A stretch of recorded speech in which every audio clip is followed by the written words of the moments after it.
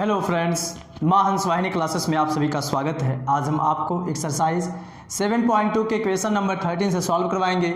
जैसा कि आप सभी को पता होगा कि ये जो हमारा एक्सरसाइज है इसमें हम प्रतिस्थापन विधि से समाकलन कर रहे हैं। प्रतिस्थापन का मतलब उसमें बिना माने हम क्वेश्चन को नहीं लगा रहे हैं, इसलिए सभी क्वेश्चन को मान के ही लगाना पड़ रहा है।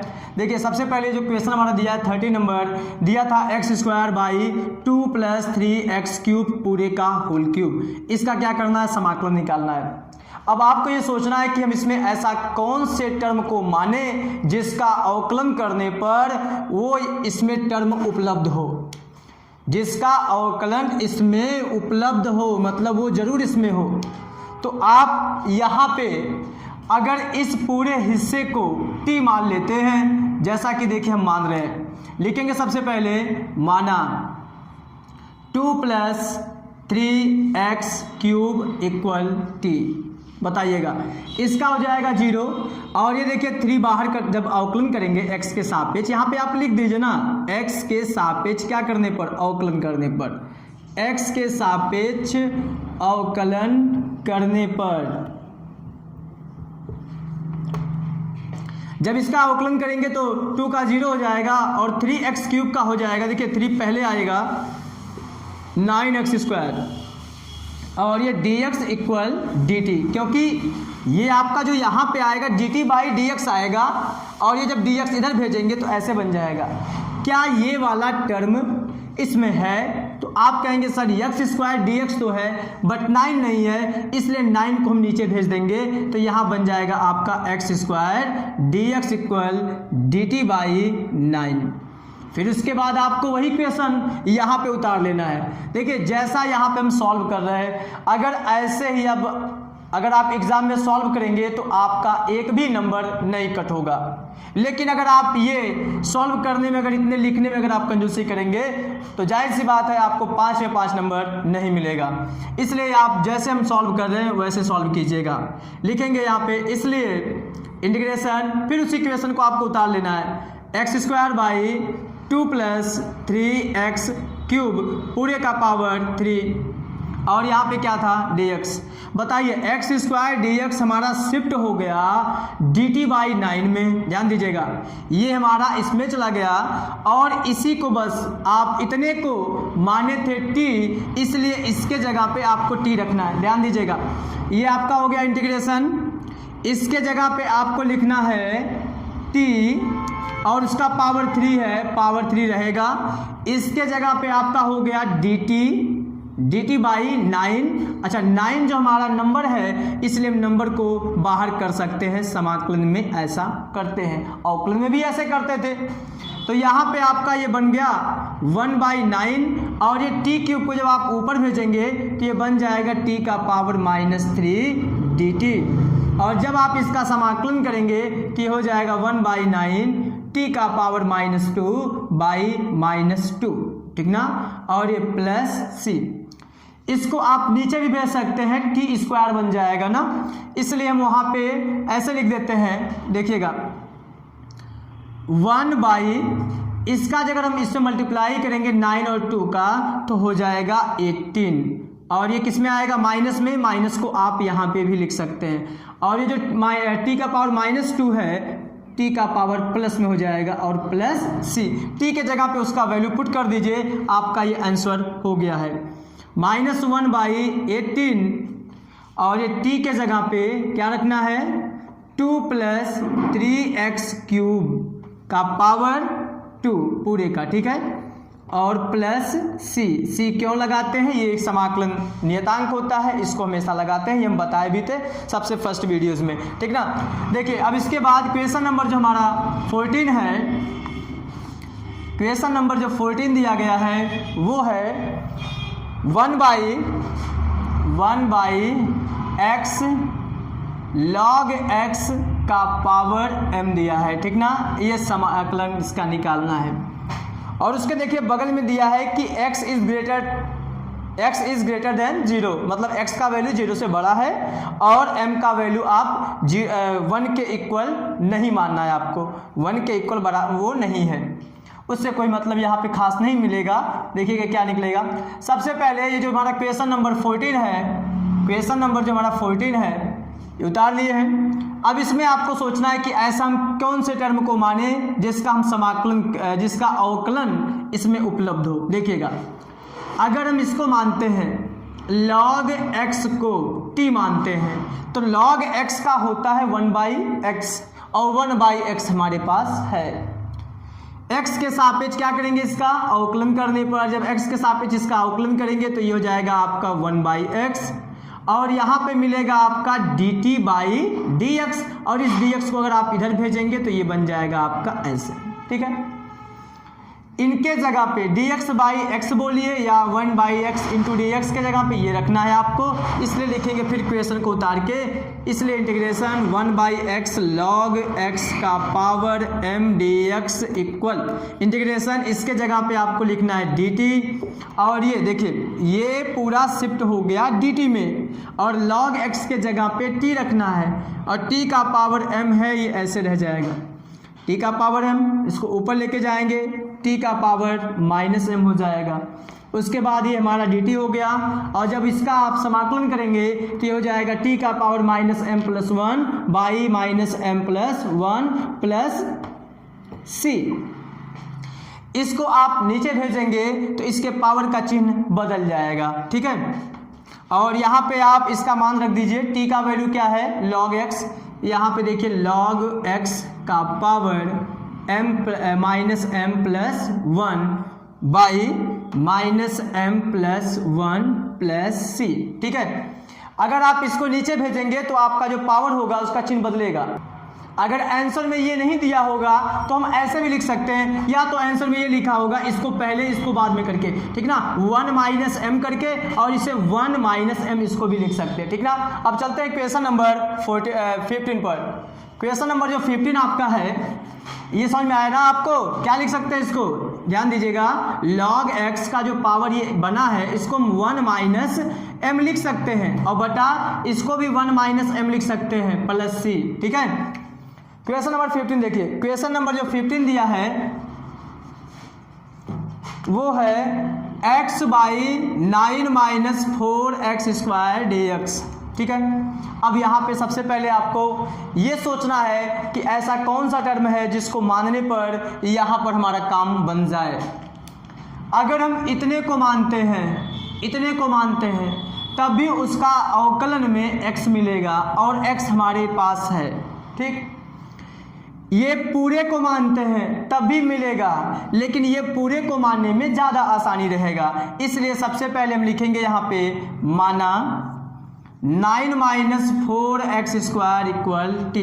सेम वही काम यहाँ पे लिखेंगे, x के सापेक्ष अवकलन करने पर ये आपको लिखना पड़ेगा, 9 का अवकलन 0 हो जाएगा, ये -4 बाहर ही रहेगा। अच्छा, जब इसका अवकलन करेंगे ये हो जाएगा 2x, ये हो जाएगा आपका dt/dx, इसका मल्टीप्लाई कर दीजिए -8x, ये 3x चला गया, यहाँ पे dx/dt, ये 8 को -8 को नीचे भेज दीजिए, x dx इक्वल dt/-8 हो गया। ठीक है, अब देखिए, अब यहाँ पे एक बार क्वेश्चन को फिर उतारते हैं, इसलिए integration x/9 - 4x² dx equal integration x dx के जगह पे क्या लिखेंगे तो आप कहेंगे सर dt/-8, ये नंबर पड़ गया, इसको बाहर भी लिख सकते हैं 1/8 के फॉर्म में, क्योंकि ये नीचे था ना इसके, इसलिए ऐसे लिखना पड़ेगा। इसके जगह पे ये आपका हो गया t, क्योंकि आप इसको t माने थे, और 1/t होता है तो उसको log t लिखते हैं, 1/t² रहता तो उसको ऊपर भेज के माइनस करके तब फॉर्मूला लगाते हैं x का पावर n का समाकलन का। यहाँ हो गया 1/8, ये हो गया आपका log t plus c। log t, ये जो t है t का वैल्यू आपको पुट कर देना है, तो आपको पता है कि t का वैल्यू है 9 - 4x² प्लस c। अब चलते हैं नेक्स्ट क्वेश्चन पर, क्वेश्चन नंबर 16। क्वेश्चन नंबर जो आपका 16 दिया गया है वो देखिए क्या दिया है। क्वेश्चन नंबर जो 16 दिया गया है उसमें दिया गया है e का पावर 2x प्लस 3, e का पावर 2x प्लस 3। इसका क्या करना है, समाकलन करना है। अब आपको सबसे पहले सोचना है कि क्या ऐसा वैल्यू है जिसको माने हम समाकलन कर सकते हैं। देखिए, इस क्वेश्चन को आप ऐसे भी लगा सकते हैं, हमको पता है e का पावर 2x या ई का पावर कुछ भी रहता है, इसका हम समाकलन अगर करते हैं तो ई का पावर में आता है और अवकलन में भी उसका वही होता है। तो एक बार आप इसको लिख लीजिए, ई का पावर 2x + 3, और जिसको माने हैं उसके अवकलन से इसमें क्या करेंगे, भाग देंगे। समाकलन का यही रूल है। अगर आपका सेट नहीं हो रहा है, जिसको आप मान के लगा रहे हैं उसके अवकलन से भाग देते हैं। तो यहाँ पे अगर 2x + 3 को आपने x मान के अपना काम कर लिया है तो 2x + 3 के अवकलन से भाग देना है। 2x का हो जाएगा 2, 3 का हो जाएगा 0, इसलिए 2 से भाग देना, ठीक ना। इसका आंसर ये आएगा। बट यहाँ पे हमको प्रतिस्थापन विधि से लगाना है, इसलिए आप इसको मान के देखिए, लगाएंगे तब भी वही आएगा। चलिए अभी हम ऐसा लगाते हैं, तब भी देखिए आंसर वही आता है। माना 2x + 3 इक्वल आप मान लीजिए t, इसका जब आप अवकलन करेंगे इसका हो जाएगा 2 और x का 1 हो जाएगा, 3 का 0 हो जाएगा, इसका मतलब 2x = dt। यहाँ से आपको dx निकालना है, dx इक्वल हो जाएगा dt/2। क्या हो जाएगा यहाँ पे, ये देखिए 2 यहाँ पे चला आएगा ना। अब उसके बाद आपको सेम वैसे लिखना है, माना जो भी हमारा क्वेश्चन है इक्वल ई वैसे रहेगा, इसके जगह पे आपने t माना है इसलिए यहाँ पे t, dx के जगह पे आपका हो जाएगा dt/2, तो यहाँ पे 1/2 हो गया। आपको पता है e का पावर x dx, e का पावर x होता है, e का पावर t dt, तो e का पावर t होता है, ये हो जाएगा 1/2 और ये प्लस c, t का वैल्यू पुट कर दीजिए। जब आप t का वैल्यू पुट करेंगे 2x + 3 + c। देखिए ये क्वेश्चन का आंसर और उसी क्वेश्चन का आंसर इस तरीके से भी लगा सकते, सेम आंसर है, ठीक ना। चलते हैं क्वेश्चन नंबर 17 पर। क्वेश्चन नंबर जो आपका 17 दिया गया है वो दिया गया है x बाई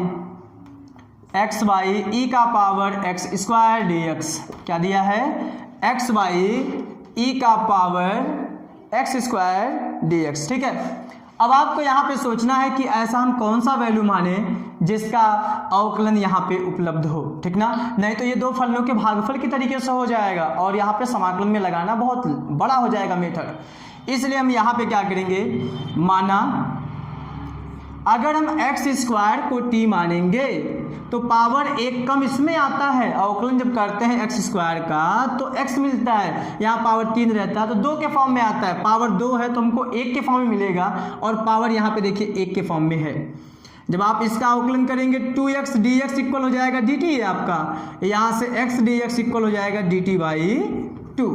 अब इसका वैल्यू वहाँ पे पुट करेंगे, लिखेंगे इसलिए x बाई e का power x² dx equal integration x dx आपका शिफ्ट हो गया है dt/2 में, तो 1/2 को बाहर कर दिए, कोई दिक्कत नहीं ना किसी को।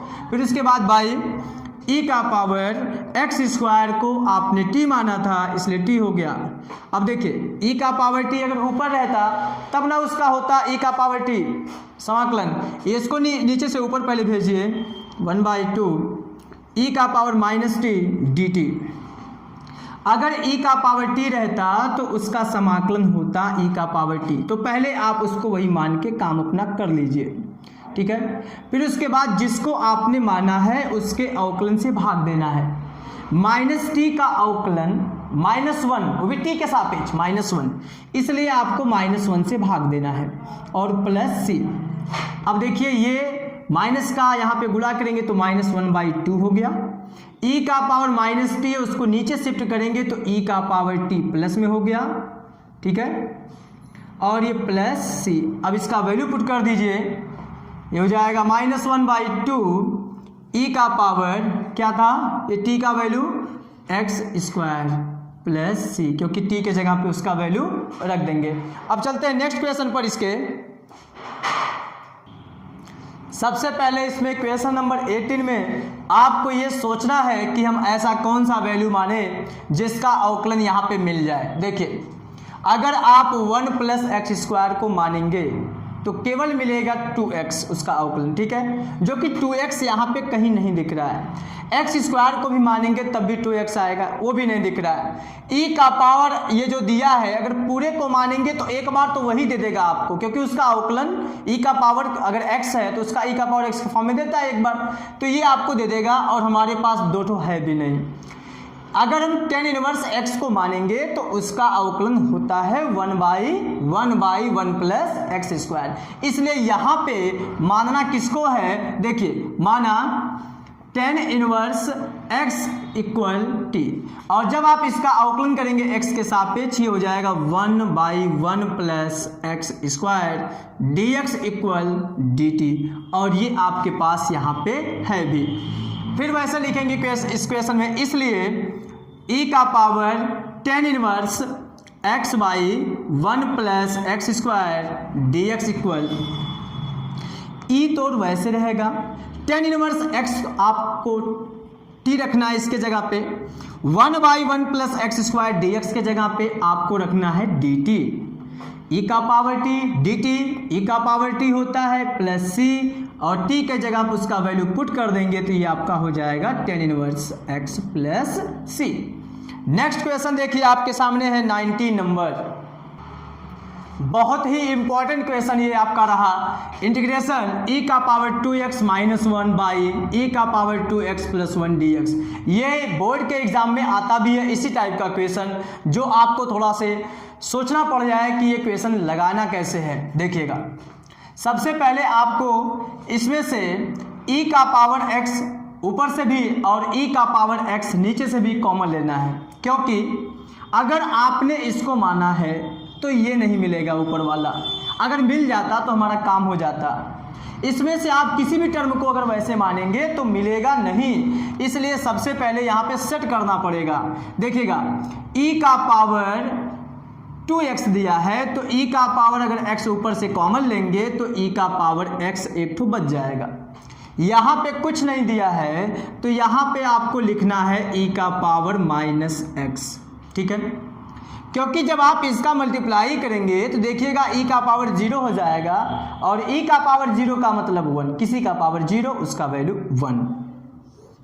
इसमें से भी आपको e का पावर x कॉमन ले लेना है, तो यहाँ पे आपका बच जाएगा e का पावर x एक ठो, और यहाँ पर कुछ नहीं बचा इसलिए प्लस e का power minus x into dx।